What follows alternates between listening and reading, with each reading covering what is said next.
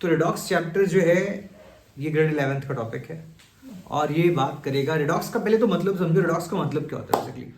तो रिडॉक्स का मतलब होता है जब ऑक्सीडेशन एंड रिडक्शन साइमल्टेनियसली हो रहा होता है। अगर किसी केमिकल रिएक्शन में किसी रिएक्टेंट का ऑक्सीडेशन हो गया और उसी केमिकल रिएक्शन में किसी रिएक्टेंट का रिडक्शन हो गया तो हम कहते हैं कि वो रिडॉक्स रिएक्शन होता है। So when both oxidation and reduction takes place simultaneously it is called as redox reaction. ठीक है, अब रिडॉक्स रिएक्शन में एक और टॉपिक आता है बच्चों, वो आता है डिसप्रपोर्शनेशन। क्या होता है? देखो मैंने बोला रिडॉक्स में दो अलग अलग चीजों का ऑक्सीडेशन और रिडक्शन एक साथ होता है। डिसप्रपोर्शनेशन में self oxidation and self reduction of the same element takes place. ध्यान रखना, मतलब एक एलिमेंट होगा उसी का ऑक्सीडेशन भी हो रहा होगा और उसी का रिडक्शन भी हो रहा होगा, तो उसे हम कहते हैं कि वो डिसप्रपोर्शनेशन रिएक्शन होता है। ठीक है, अब ऑक्सीडेशन नंबर निकालना बहुत इंपॉर्टेंट है रिडॉक्स चैप्टर में। तो ऑक्सीडेशन नंबर का मतलब हम कैसे निकाल सकते हैं? तो ऑक्सीडेशन नंबर जिसका भी निकालना होता है उसको एक्स मानते हैं। ठीक है, हमें क्या ध्यान रखना है, ऑक्सीजन का जनरली -2 होता है, पर ऑक्साइड के केस में जब दो ऑक्सीजन एक कॉमन बॉन्ड से जुड़े हों तब ऑक्सीजन का होता है बच्चों -1। For example H2O2। ठीक है, C डबल बॉन्ड O में ऑक्सीजन का -2 है। ठीक है, अगर H कभी मेटल के साथ लगा है तो H पे चार्ज आता है -1। अगर H कभी नॉन मेटल के साथ लगा है तो H पे चार्ज आएगा +1। ये पहली बार। जितने भी एलोट्रोपिक फॉर्म्स हैं जैसे S8 है, P4 है, O2 है, O3 है, इन सब पे चार्ज कितना होता है? 0। पानी H2O, ammonia, EN, pyridine, PY, इन सब पे चार्ज कितना होता है? 0। जितने भी ऑर्गेनिक कंपाउंड इन पे चार्ज कितना होगा? 0। कभी कभी आपने देखा होगा CuSO4.5H2O लिखा, ब्लू विट्रॉल, तो .5H2O का चार्ज कितना हो गया? 0। सल्फेट पे चार्ज -2, कार्बोनेट पे charge -2, halides fluoride, chloride, bromide, iodide -1, CN पे -1, NC पे -1, NO2 पे -1, ONO पे -1, nitrate NO3 -1, carbonate -2, oxalate OX, C double bond O, C double bond O, तो कितना हो गया? -2। तो ऑक्सिलिक एसिड से क्या आता है बच्चों? ऑक्सिलेट आता है। तो हमको ये भी आना चाहिए। तो लिथियम एल्युमिनियम हाइड्राइड, मतलब लिथियम जो है वो ग्रुप नंबर 1 का एलिमेंट है, चार्ज कितना होगा? +1। तो lithium, sodium, potassium, rubidium, caesium, francium, इन सब पे चार्ज कितना होता है? +1।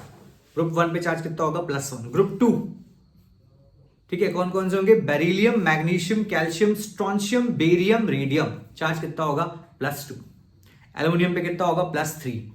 बोरॉन एक टिपिकल नॉन मेटल है, तो लिथियम एल्युमिनियम हाइड्राइड में एल्युमिनियम पे चार्ज कितना आएगा? +3। सोडियम बोरो हाइड्राइड में बोरॉन पे चार्ज कितना आएगा? +3। ये हमें ध्यान रखना है। ठीक है बच्चों, तो ये बेसिक था जो आपको रिडॉक्स में ये तो आना ही आना चाहिए।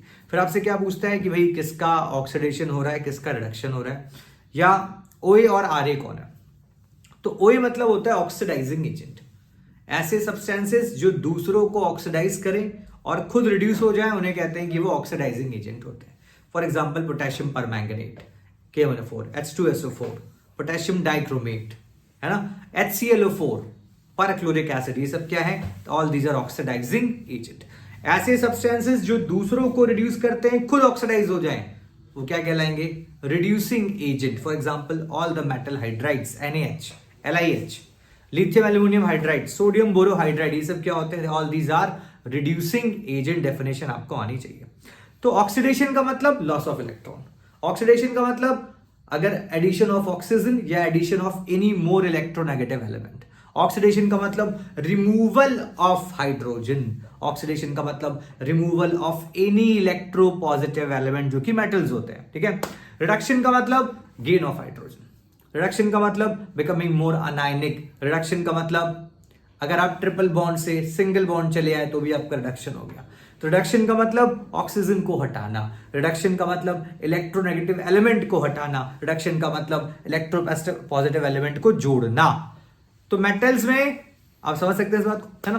तो ये रिडक्शन का मतलब हो गया। तो आप बस बेसिक सवाल जो इस चैप्टर में वो यही है कि ऑक्सीडेशन रिडक्शन कैसे, ऑक्सीडेशन नंबर कैसे निकालते हैं। तो जिसका आपको ऑक्सीडेशन निकालना हो उसको एक्स मानिएगा बाकी सबको जोड़ दीजिए। अगर आपके कंपाउंड पे कोई चार्ज है तो बराबर दैट चार्ज कर दीजिए, अगर कंपाउंड पे कोई चार्ज नहीं है तो बराबर 0 कर दीजिए। पोटेशियम परमैंगनेट मैग्नीशियम कितना आएगा +7। ठीक है। अच्छा, फिर आपको ये ध्यान रखना है कौन से ऐसे सब्सटेंस हैं जो दोनों एज अ OA और RA बिहेव करते हैं। तो आपको ध्यान रखना है जहां पर भी हाईएस्ट ऑक्सीडेशन स्टेट नहीं आ रहा हो या लोवेस्ट ऑक्सीडेशन स्टेट नहीं आ रहा हो, वो दोनों as a OA and RA behave करते हैं। फॉर एग्जांपल, मान लीजिए आपसे पूछता है SO3 can behave as both OA and RA, तो आप चेक करना, देखो सल्फर का कितना आएगा +6 आ रहा है। कैसे? सल्फर को मान लो X, एक का चार्ज -2, तो इनके कितने हो गए -6, तो X -6 बराबर 0, X की वैल्यू कितनी आ गई +6।